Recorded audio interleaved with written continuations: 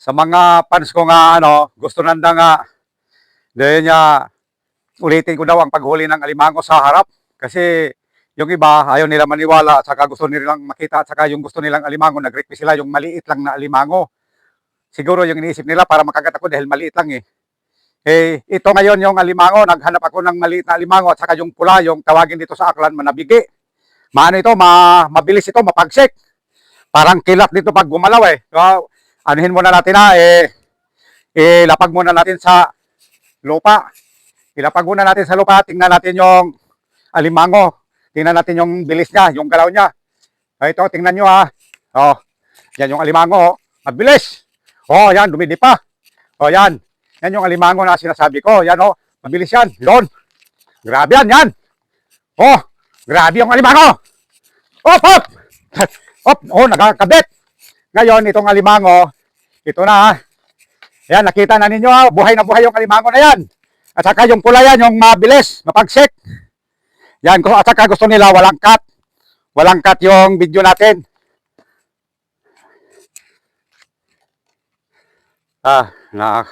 Nahuli ng alimango yung natin. Sandali lang Ito yung alimango eh. Ayan mabilis. Pagsik. Yung pula to eh. Yan na yung alimango guys. Yan Ito yung alimango. Kasi yung iba nag-request na kung paano daw maghuli ng alimango. Kasi nag-request sila na maliit lang daw eh. Ngayon, wakan natin ng mabuti yung alimango. Ito yung alimango, yan.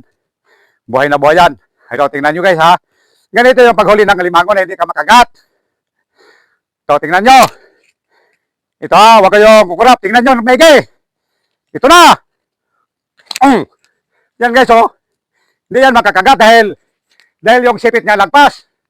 Kahit anong bagsik ng alimango nga yung sinasabi ko, yung umuhuli sa kanya, mas mabagsik din. Pero mag-iingat ka lang sa alimango dahil pag mahuli ka niya, pag makagat ka, agwanta ka rin, yari ka. Kaya bilisan natin ang pagtanggal ng kamay natin. Yan kahit nang ulitin pa yan ganito ang paghuli. Yan hindi siya makakagat dahil lagpas nga yung sipit niya eh. Ito anuhin natin yung alimango, bitawan natin dito sa lupa. Kasi sabi nila patay.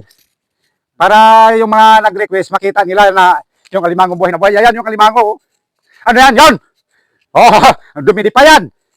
Ayan Yan na guys, kitang-kita nyo na. Thank you guys for watching.